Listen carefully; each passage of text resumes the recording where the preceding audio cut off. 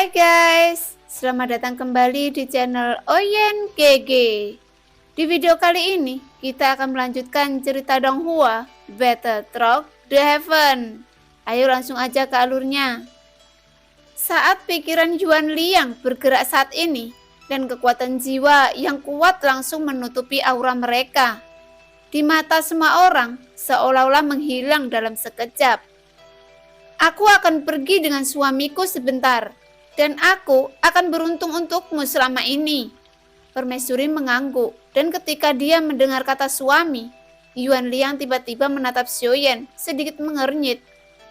Ah, begitukah? Yuan Liang mengerti. Permaisuri dapat yakin semuanya ada dalam rencana. Yuan Liang berhenti. Xiaoyan tiba-tiba tersenyum pahit.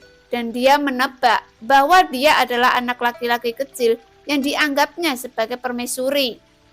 Kelinci Pingyun terus bergerak dengan kecepatan penuh dan meninggalkan kota Vientiane, lalu meninggalkan bintang Vientiane tanpa halangan apapun. Apakah ada sesuatu dalam pikiranmu? Permaisuri bertanya dengan cemas, melihat ekspresi Xiaoyan tidak begitu baik. Xiaoyan kembali sadar, menggelengkan kepalanya dengan senyum masam. Kali ini Kelinci Pingyun mencibir, seolah mengerti mengapa Xiaoyan memiliki wajah jelek. Yuan berapa lama waktu yang kita butuhkan untuk mencapai hutan belantara abadi? Xiaoyan segera membuka mulutnya untuk mengurangi rasa malunya. Dengan kecepatan penuh, perlu beberapa bulan untuk tiba, jawab permaisuri. Xiaoyan sedikit mengangguk dan kemudian menutup matanya. Dibandingkan dengan Sensi, beberapa bulan hampir seperti tidur siang. Dan dibandingkan dengan gerakan Sensi, itu ada lelusinan bertahun-tahun. Atau 100 tahun. Alam Xuanyin tidak dapat dibandingkan dengan Sensi. Bagaimanapun, alam Xuanyin hanyalah dunia tanpa pemilik yang berasal dari Sensi. Tepat ketika Xiaoyan hendak tidur siang, ada mati rasa di telinganya. Xiaoyan sedikit mengernyit dan membuka matanya. Sebuah wajah mendekat tanpa batas, dan celah di antara bibirnya kurang dari 1 jari saat ini. Xiaoyan terkejut, sosok itu jatuh ke belakang, dan tubuh lembut itu juga jatuh ke pelukannya. Suami, sudah lama sekali, kurasa aku bisa melakukan sesuatu. Permaisuri jatuh ke pelukan Xiaoyan. Jari-jarinya yang ramping membuat lingkaran di dada Xiaoyan, dan tubuh lembutnya melilit tubuh Xiaoyan.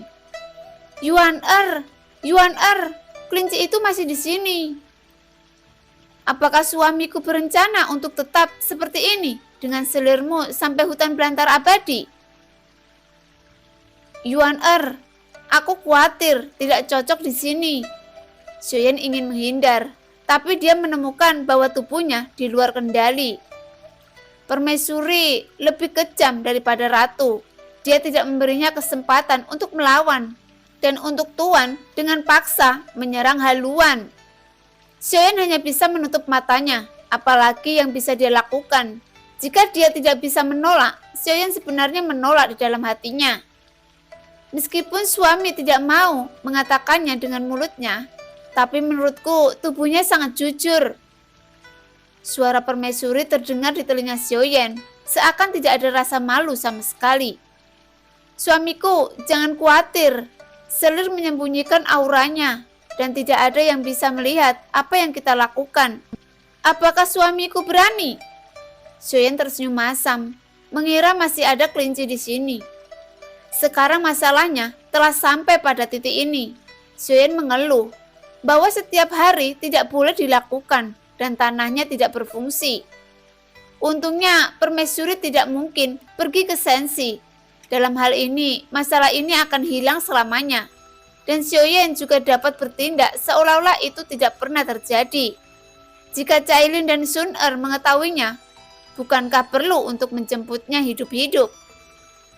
Yuan biarkan aku menunjukkan kartuku. Aku bukan yang mulia. Aku benar-benar bukan yang mulia. Xiaoyan hanya bisa berbicara, tapi saat ini dia benar-benar telanjang. Tentu saja, hal yang sama berlaku untuk tubuh batu giok putih berbaring telentang. Suami berbicara omong kosong lagi. Suasananya ada di sini. Permaisuri tersenyum menawan. Xiaoyan langsung berbaring, menebak bahwa tidak peduli berapa banyak dia menolak, itu tidak akan membuahkan hasil. Xiaoyan sudah mulai mencoba yang terbaik untuk menjelaskan kepada istrinya di dalam hatinya. Dalam ketiadaan, kelinci Pingyun seharusnya bergerak maju dalam garis lurus, tapi kali ini berubah menjadi garis bergelombang. Namun, kelinci Pingyun tampak sangat acuh tak acuh, dan sepertinya dia tidak membuat keributan sama sekali. Saya khawatir Permaisuri dan Yang Mulia telah melakukan banyak hal seperti itu sebelumnya, dan kelinci Pingyun tidak asing dengan itu. Selama beberapa bulan, Xiaoyan tidak bisa menutup matanya. Yuan apakah kita akan tiba? Suara Xiaoyan lemah. Wajah cantik Permaisuri memerah. Dia mengenakan selendang tule dan lekuk tubuhnya yang halus menjulang. Suamiku masih pintar. Waktu kebahagiaan selalu begitu singkat, dan kita akan segera mencapai hutan belantara abadi. Tawa seperti lonceng perak, Permaisuri bergema. Mata Xiaoyan redup, dan dia bisa melihat ke dalam batal. Hanya dia yang tahu nomor ini, apa yang terjadi padanya dalam sebulan. Siksaan yang terpenting adalah siksaan dari hati.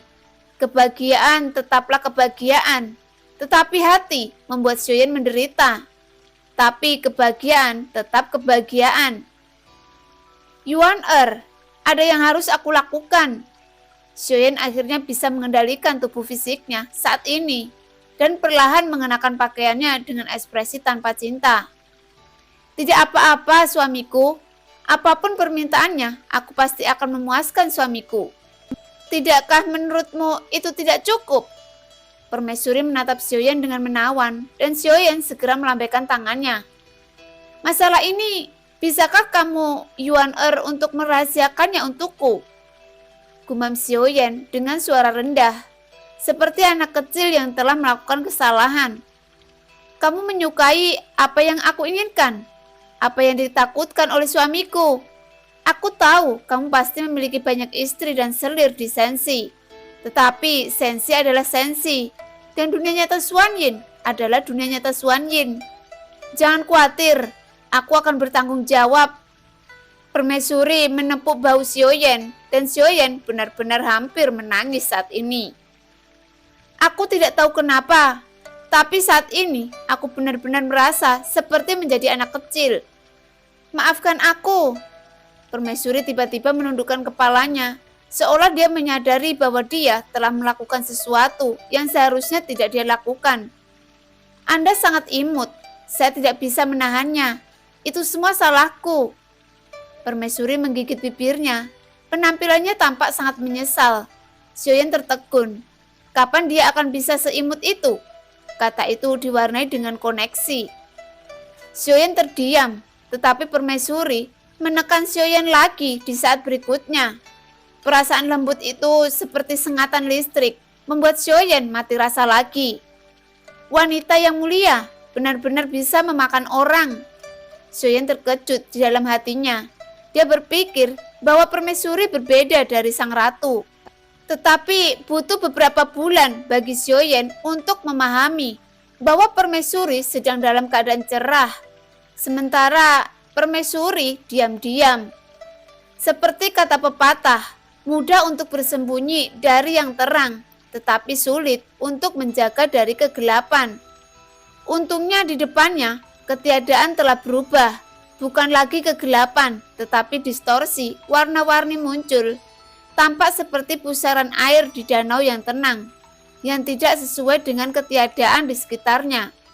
Dan kecepatan kelinci Pingyun sudah melambat. Xiaoyan menemukan bahwa banyak sosok muncul di sekitarnya. Semuanya menuju ke hutan belantara abadi. Apakah di sini begitu hidup? Xiaoyan terkejut. Tentu saja tidak. Itu adalah selir yang menyebarkan berita tentang Raja Iblis Tianhe. Permaisuri menjawab Xiaoyan dengan sedikit senyum. Xiaoyan segera menatap Permaisuri dengan keraguan besar. Ini adalah rahasia tersendiri. Mengapa harus disebarluaskan dan disingkirkan? menarik orang untuk merebutnya. Ingat apa yang saya katakan sebelumnya.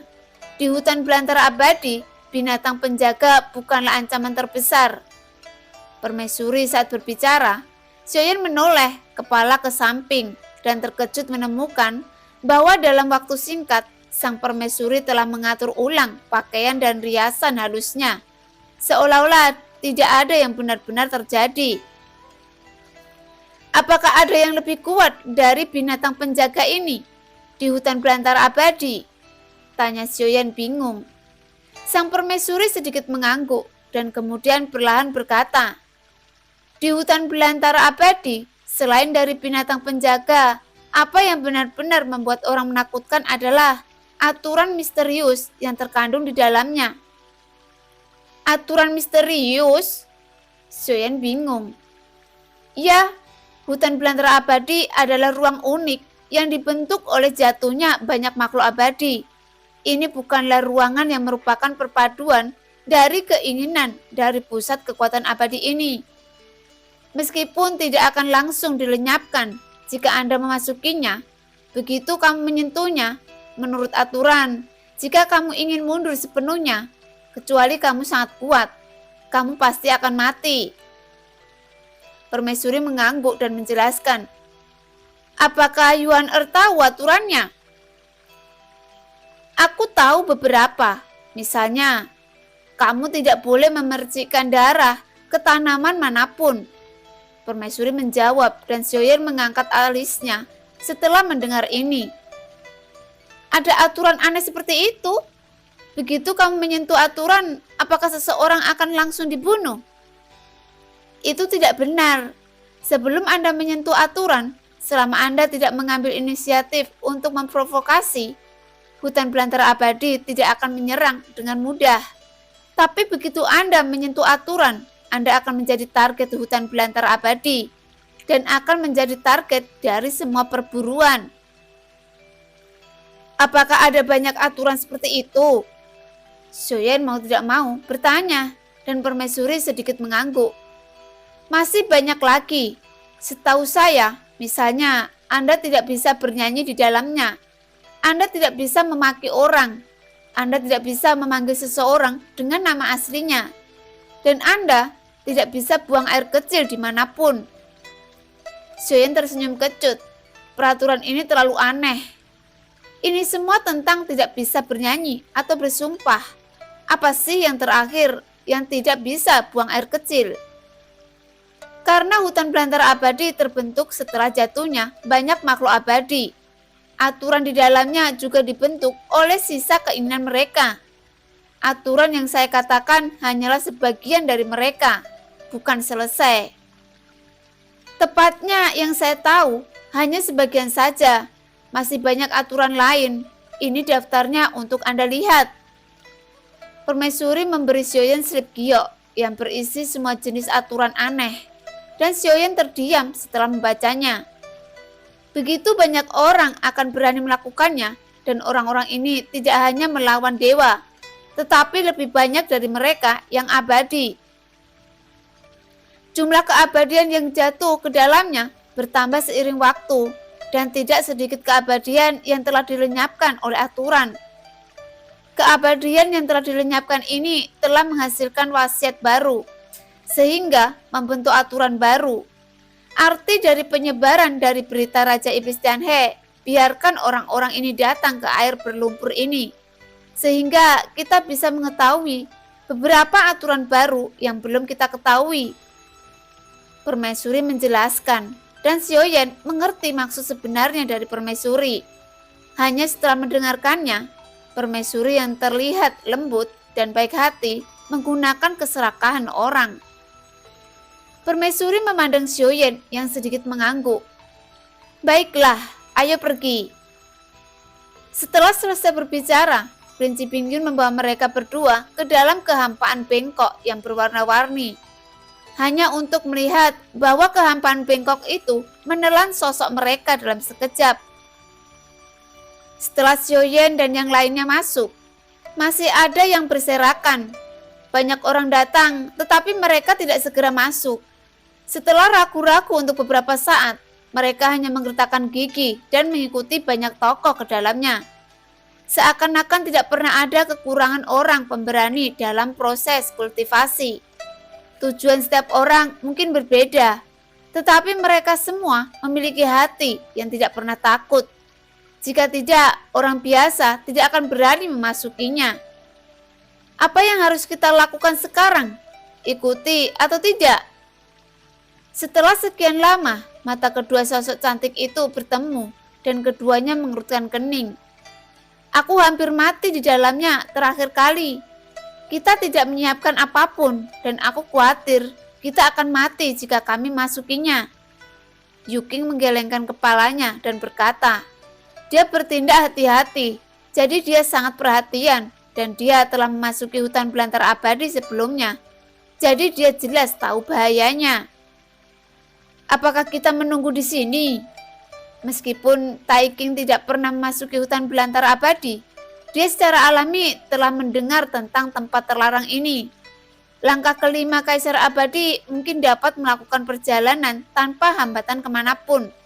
Tetapi hanya yang abadi tidak baik. Hanya bisa seperti ini.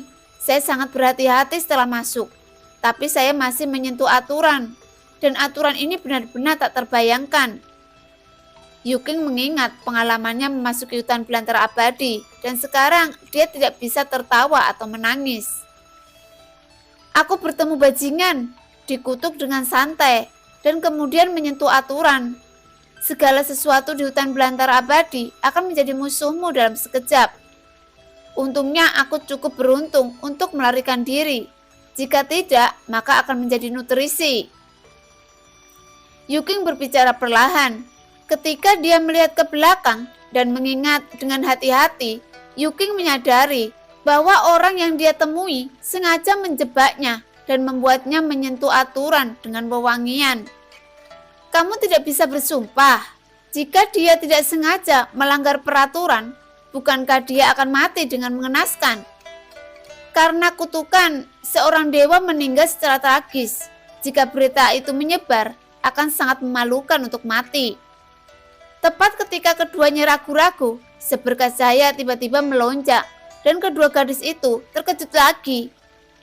Itu Tuan Istana Yuling. Kedua wanita itu berkata serempak. Meskipun mereka melihat sekeliling, mereka tidak menemukan sosok lain, apalagi sosok Suho. Tetapi kemunculan kembali Yuling berarti bahwa Suho kemungkinan besar juga ada. Ingat aturannya. Saat Anda memasukkannya, jangan kagetkan ularnya, tapi selidiki dulu. Selain beberapa baris kata, ada juga banyak informasi rumit dalam urutan batu giok. Dan informasi ini adalah semua aturan yang diketahui hutan belantara abadi. Kedua wanita itu saling memandang lagi, dan sepertinya tidak mungkin untuk tidak masuk. Ketika kedua gadis itu berjuang untuk menghafal peraturan, ada sosok di samping yang memperhatikan kedua gadis itu, tetapi matanya hanya tinggal sesaat dan kemudian menjauh, dan sosok itu tidak bergerak ke hutan belantara abadi. Aku ingin melihat apa tujuanmu datang ke sini. Sosok itu bergumam dengan suara rendah. Jika Xiaoyan melihat sosok ini, dia akan bisa mengenalinya sekilas. Sosok ini adalah Yonghe, yang ingin mendekati Xiaoyan beberapa kali namun gagal. Orang ini terlalu berhati-hati dan dia mungkin harus menggunakan metode lain untuk mendekat. Jika ada kesempatan, yang terbaik adalah membunuhnya. Mata Yonghe suram, yang sangat kontras dengan pria yang penuh dengan kata-kata jenaka.